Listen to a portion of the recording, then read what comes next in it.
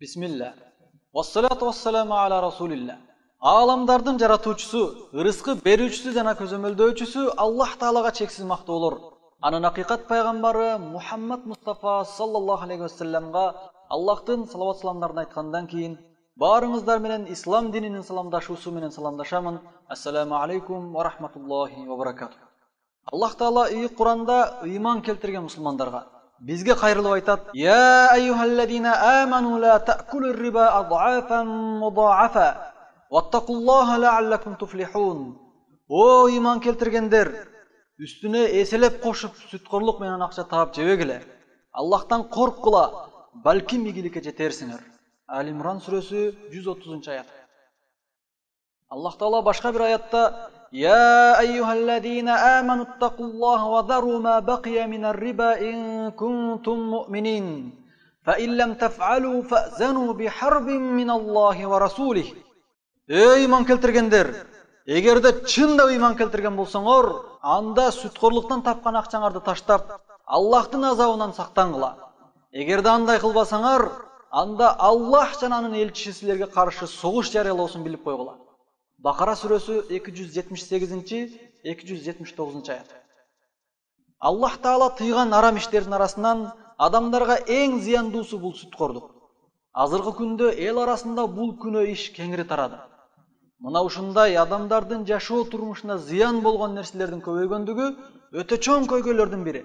Ошондой эле сүткорлук менен иштеген адам акыретте Аллахтын азабына дуушар болот.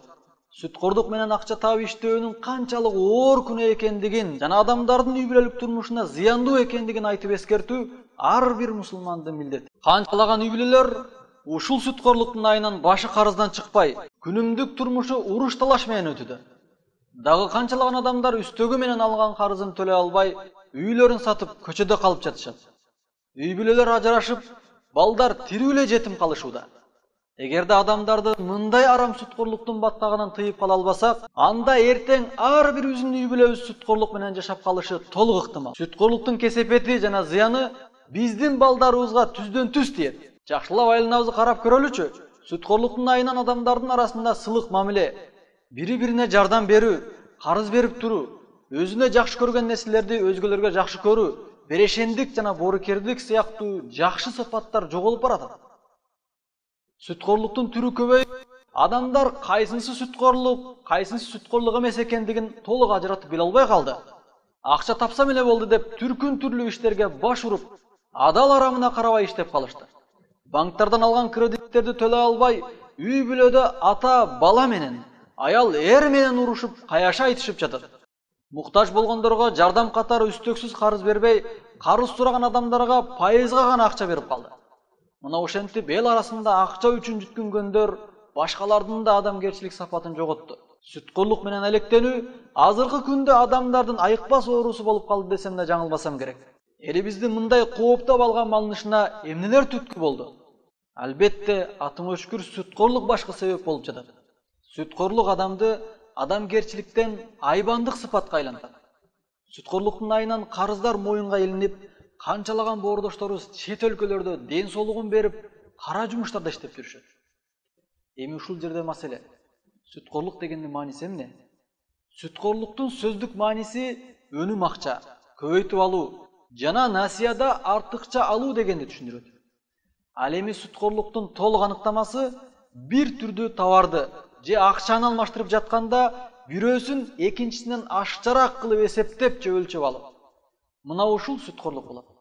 Мисалы, бирөөгө карыз берип, ушул акчаны кайтарып жатканда үстүнө кошумча акча кошуп бересиң десе, сүткорлук эсептелет.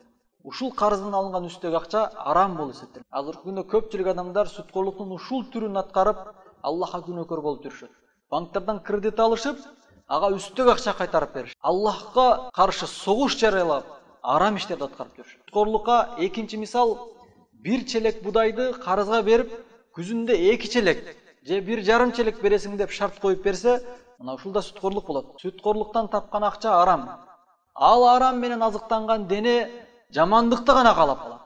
Эгерде сүткорлуктан табылган арам акчаны бала чакага жедирсе, анда ал балдар чоңойгондо ата-энесин зар какшата турган зөөкүр болуп чоңоюшат. Ошондуктан сүткөрлүктөн өтө алыс жүрүү зарыл. Аллах Таала жер бетинде кыймылдаган бардык жандыктардын ырыскысын ченеп койгон. Эч бир жан ырыскысыз калбайт. Аллах Таала сөзсүз ырыскысын жеткирип берет. Сүткөрлүктөн башка жумуш кылса деле адамдын тирилиги өтөт, ачка калбайт. Азыркы күндө адамдарды мына ушул атың өчкүр сүткөрлүк деген бале каптап келет. Аллах Таала барыбызды мындан өзү сактасын. Келиңиздер, сүткөрлүк кандай оор күнөө экенин билели. Жана анын шарияттагы өкүмүн үйрөнүп, аны башкаларга жеткирели. Эгерде күнөө иш болуп жатса, анда аны тыйып коюу ар бир тыйганга кудурети жеткен мусулманга парыз. Сүткөрлүктүн канчалык зыяндуу экендигин баарыңыздар билесиздер. Аллах Таала сүткөрлүктүн бардык түрлөрүн түп тамыры менен жок кылат. Ошондой эле сүткөрлүктөн түшкөн акчаны берекесиз кылат. Аллах Таала Куранда Ямхакуллаху риба ва юрби садакат. Валлаху ла юхиббу кулла каффарин афим. Аллах сүткөрлүктүн берекесин жок кылат, жана садакаларды өнүмдүү кылат. Аллах Таала бардык капыр жана күнөөкөрлөрдү сүйбөйт. Бакара сүрөсү 276 аят. Сүткөрлүк кылып иштеген адам Аллахка согуш жарыялаган болот. Аллах жана анын элчиси менен согушкан адам эч качан аман калбайт. Аллах Таала Куранда айтты: «Я айюхаллазина аману аттакуллах ва зару ма бакия минар риба ин кунтум муъминин». Иман келтиргендер, эгерде чында иман келтирген болсоңор, анда сүткөрлүктөн тапкан акчаңарды таштап, Аллахтын азабынан сактангыла. Фа иллам таф'алу фa'зану бихарбин миналлахи ва расулих. Эгерде андай кылбасаңар, анда Аллах жана анын элчиси силерге каршы согуш жарыялоосун билип койгула. Ва ин тубтум фалакум руусу амваликум ла тадлимуна ва ла тузламун. Эгерде тооба кылып, сүткөрлүктөн кайтсаңар, анда үстөк пайда кошулбаган негизги акчаңарды гана алсаңар болот. Мына ошондо өзгөлөргө зулум кылбайсыңар, өзүңөр да зулумдук көрбөйсүңөр.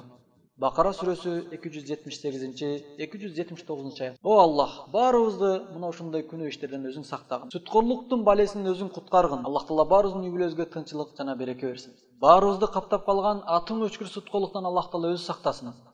О Аллахым, бизди туура жолго баштагын. Биз жалгыз сага гана сыйынабыз жана сенден гана жардам сурайбыз. Субханакаллахумма ва бихамдик, ашхаду ан ла илаха илля ант, астагфирука ва атубу илейк.